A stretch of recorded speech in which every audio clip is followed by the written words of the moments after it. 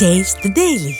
I think the era of uninterrupted dialogue with Pakistan is over. Actions have consequences. And insofar as Jammu and Kashmir is concerned, I think 370 is done. So the issue today is what kind of relationship can we possibly contemplate with Pakistan. Rajiv suggests that perhaps India is content to continue at the current level of relationship. Maybe yes, maybe no. What I do want to say is we are not passive, and whether events take a positive or a negative direction, either way we will react to it. Let me move to Afghanistan. Where Afghanistan is concerned, I think there are, I know we use this phrase often, but there's actually strong people-to-people relations. There is actually at a societal level, there is a certain goodwill for India. But as we look at Afghanistan, I think the basics of statecraft should not be forgotten. There is international relations 101 at work here. So when we today review our Afghan policy, I think we are very clear-eyed about our interests. We are not confused by inherited wisdom that is before us. And we must appreciate that the Afghanistan with the presence of America for us is very different from the Afghanistan without the presence of America. Having said that, let me move to India's east, Bangladesh, for obvious reasons. A lot of recent, interest in that relationship. And I actually was struck by Rajiv's description. He says Bangladesh is India locked and our northeast is Bangladesh locked. And that, in a way, is a kind of, I would say, a sort of a succinct summary of one important aspect of our relationship. Now, all of you are also aware that with Bangladesh, since its independence, our relationship has gone up and down. And it is natural that we will deal with the government of the day. But we also have to recognize that there are political changes, and the political changes can be disruptive. And clearly here we have to look for mutuality of interest. Going further east, there is Myanmar, which is both relevant and remote at the same time. And here again, I think the Northeast, the context of the Northeast, our Northeast, is the overriding one. And we today, I think, have to find a balance between the government and other stakeholders, because that is the reality on the ground. So if I were to move south to the Indian Ocean region, where Sri Lanka is concerned, again, Rajiv brings out the suspicions of history, of recent history. And I would say this is one relationship where the Modi government, frankly, had a somewhat difficult inheritance. And, a lot of our challenges were how to reassure without in any way diluting our interests in that relationship. At this time, there are two problems. One in the public realm, which pertains to the international maritime boundary line, the fishing issue, which is a recurring issue, particularly in the political space. And from a strategic national security perspective, China's presence and activities in respect of Sri Lanka. But I would say here, and again, that's a point which Rajiv recognizes, that there has been a significant shift in public perception about India in Sri Lanka, centered around the fact that when they were in such deep trouble, we were really the only country which came forward in a massive way and in a timely way.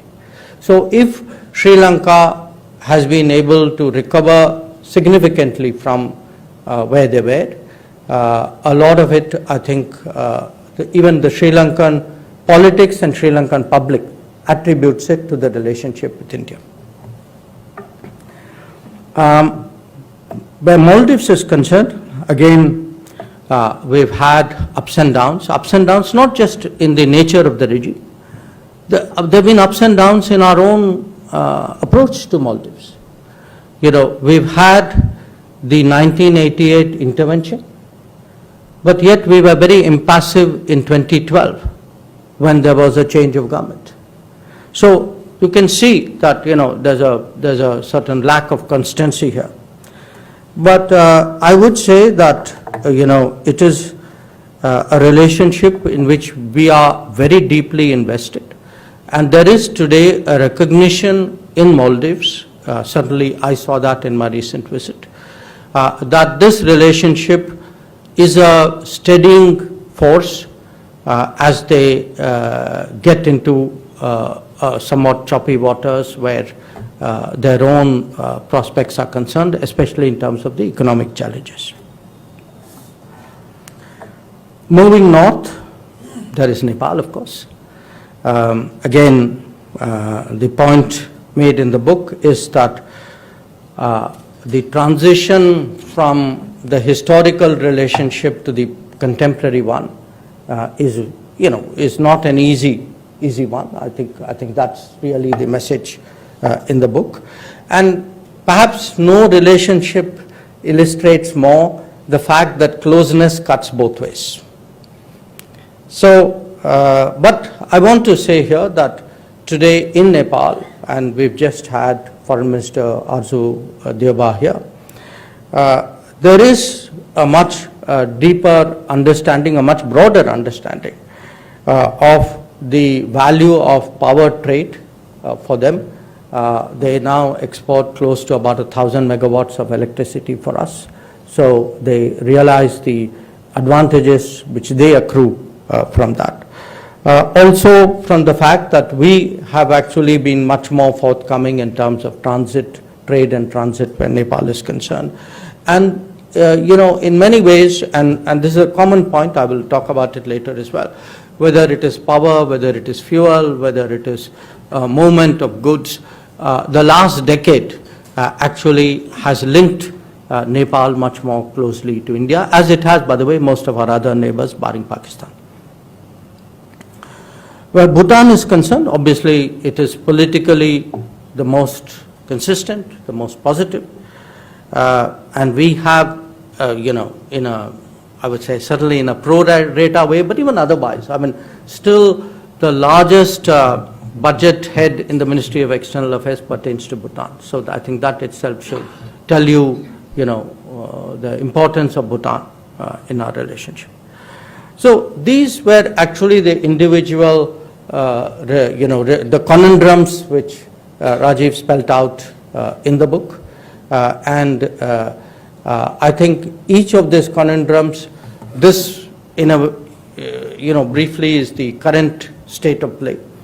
And you can see, you know, that this will always be work in progress. That at no stage with a neighbor can we ever say we have arrived or we've sorted it out. I mean, it will keep continuing. It's in the nature of life. Now, having touched on the individual relationship, let me sum it up. And that summing up, I would say, is in our neighborhood first policy. So what is the neighborhood first policy? I think it is actually to proof the ties against these ups and downs that I'm talking about. That we know this will happen.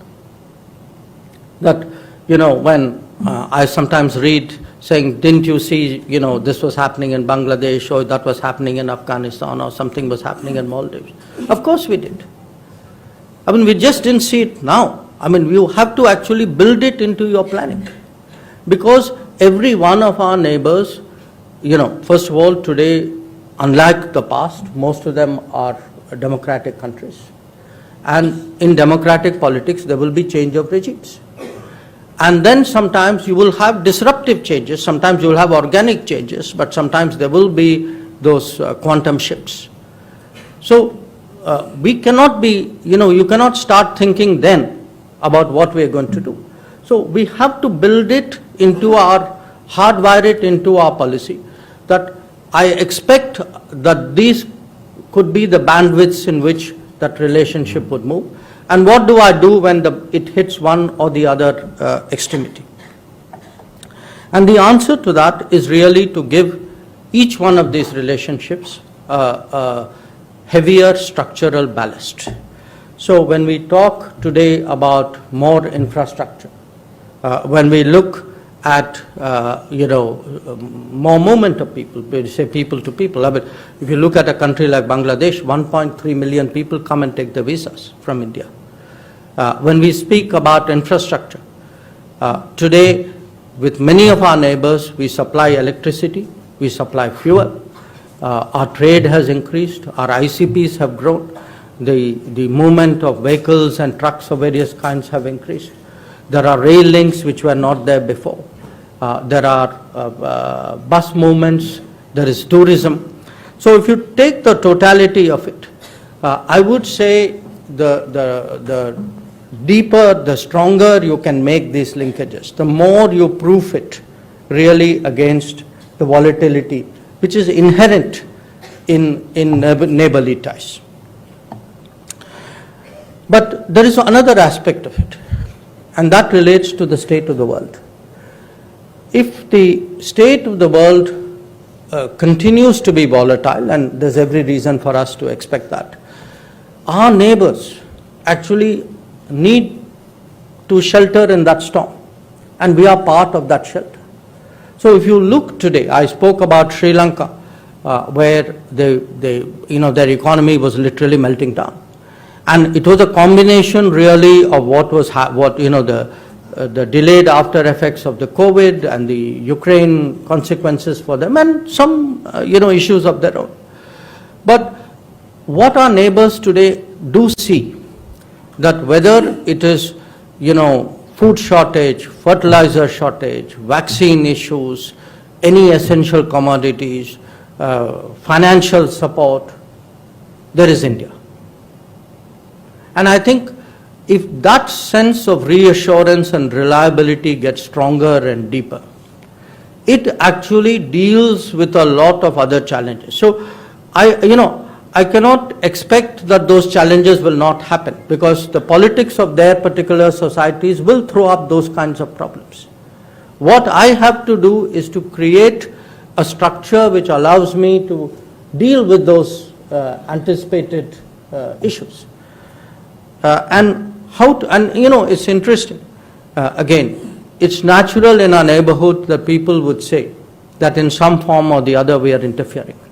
The truth is actually the neighbors try to pull you into their politics. When it suits them, they want you in. When it doesn't suit them, they want you out. So our challenge is actually how to get it right.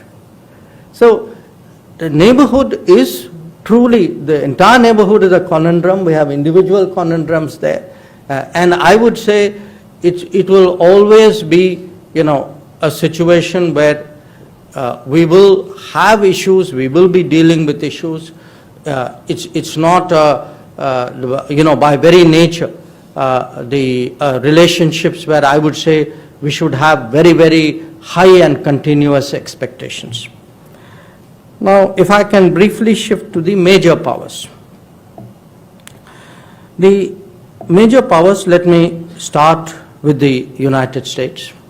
In Rajiv's book, of course, he has a big segment on the nuclear deal. It's the part where I disagree most with him. But I would say at the end of it all, I think the message of the US chapter is that all is well that ends well. He recognizes at the end of it all that today, the US relationship is both for strategic purposes and for economic purposes, in many ways, a very invaluable relationship for us. Now, where the US is concerned, I again accept the history. I think all of us, none of us are in denial, and he brings it out in quite graphically but succinctly. We've had a series of challenges with the United States in the 50s, 60s, 70s, 80s. The challenge for us is when we think of multipolarity and strategic autonomy, because of that history, it is often a concept where we posit ourselves against the United States. Now, the reality of the world is today something very different. That if we look at where the pressures are, the primary sources of pressure, they're no longer the United States. So, in a way, because the world has changed, our understanding of the US has changed, and by the way, the US understanding of us has too. And therefore, I would actually argue that US is today indispensable for our multipolarity to go ahead. That if we need that decision-making space, that freedom, we need countries whose interest it is that we have those margins on our side. So, I would also say in some ways, and again, I think in a way, a lot of what Rajiv's apprehensions are based on history. I don't dispute the history, but I think today, we need, when we look at the US, we must also understand, we are talking about convergences. I don't think anybody sober and sensible in policy making would say that, we have a congruence with the United States.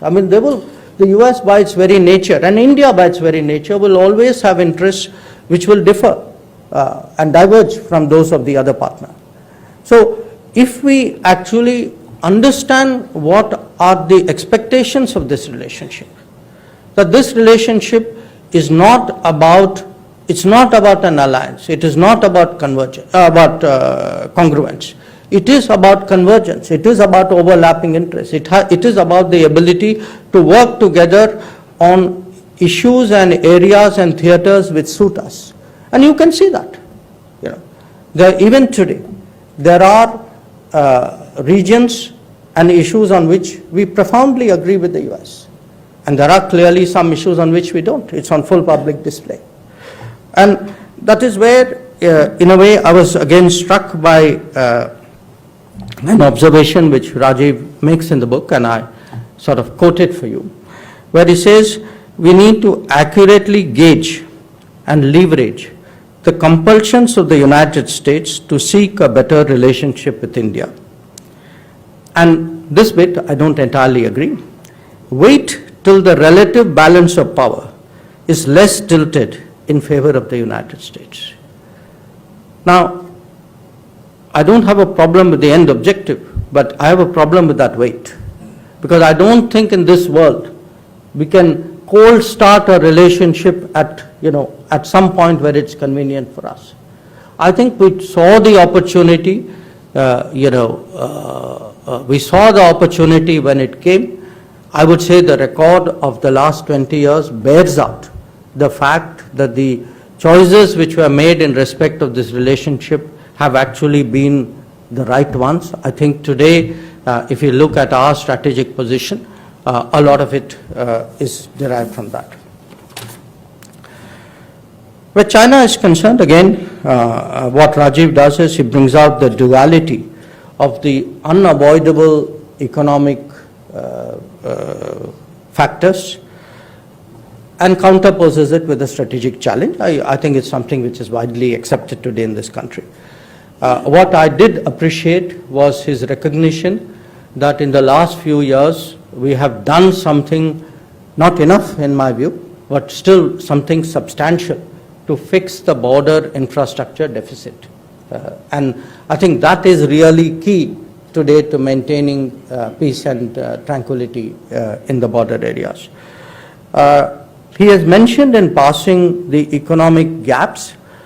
Again, I would have, I really think it's a subject worth dilating upon, which is the neglect of manufacturing in this country and the costs that we are paying as a result. And the gaps that, on the one hand, the same people who block manufacturing in this country also then chastise the government about the trade gaps with China. So they want to have it both ways, and I think in all honesty that should be called out. And the other point really is the strategic confusion about China. That we could actually describe this as a strategic and cooperative partnership in 2005. If you look back upon it, I think it's an astounding mistake. So the fact is that we have today to deal with China in a global framework, and I think that's really the point which comes out. Where Russia is concerned, I would like to quote Rajiv here. He calls it a strategic but unequal partnership that has made India more self-reliant. I'm not sure anybody would really differ with that. But what I would say today is that Russia now is following its own look-east policy. That after 2022, there has been a profound shift in the manner in which Russia approaches the world, looks at the world. And we in India need to understand, absorb, and take advantage of it, rather than let our decisions be clouded by a larger narrative which is not our narrative. So, where Russia is concerned, I think again, there is a Eurasian balance that we have to be sensitive to. It's a core strategic requirement for us. But I would also say, if you look at trade with Russia, which has gone up 5 times, and it's not just a simple oil issue. I think I would urge you to look at it much more deeply. That there is an economic complementarity between India and Russia, and we should not be intimidated from pursuing the advantages of that complementarity. On other P5 members, I think he's given that a short shrift. I would have hoped he would have been kinder to France, UK, and the European Union, maybe the next book. But all in all, I would say, where the big powers are concerned, for us, the metric of judgment should be really, the way we look at the conundrum, where is our national security benefits or risks in that relationship? Does it help the growth of our comprehensive national power? Does it expand our freedom of choice?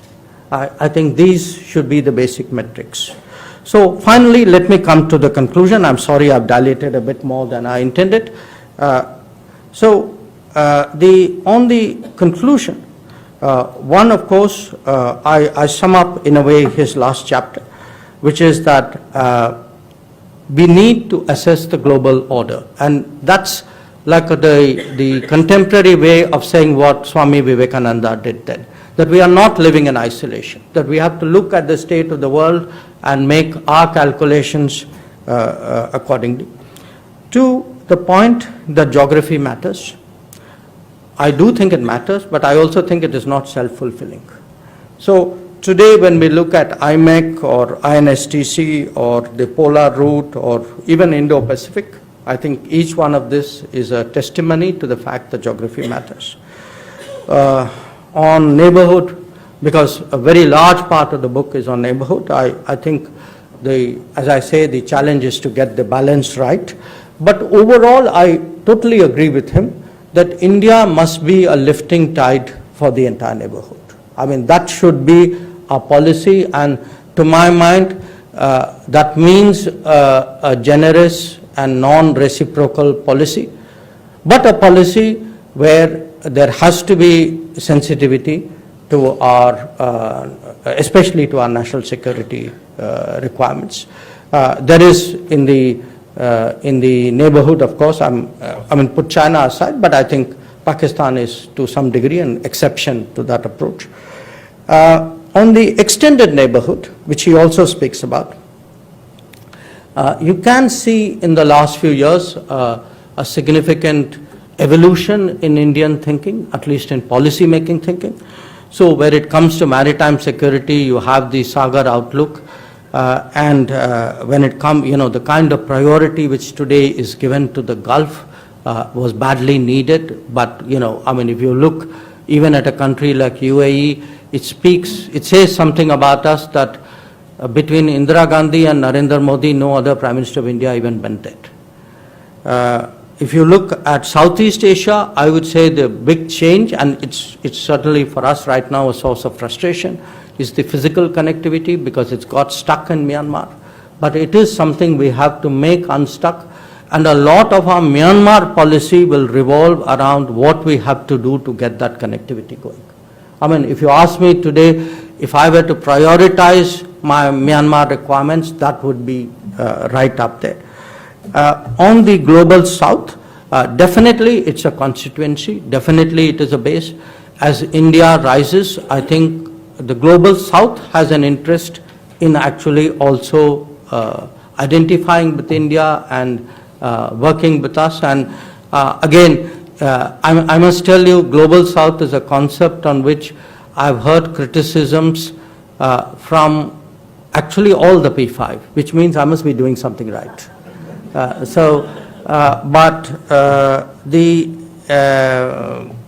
the overall, as I say, I too would, in that sense, end with Swami Vivekananda, which is, there is a world out there, we have to be very conscious of it. And the mistakes that we have made in our history of either isolating ourselves or lack of faith and confidence in our own abilities, I think these are our big challenges. I'm very confident that that will not happen now. But once again, let me conclude by congratulating Ambassador Rajiv Sikri on a book which I don't know about you, but at least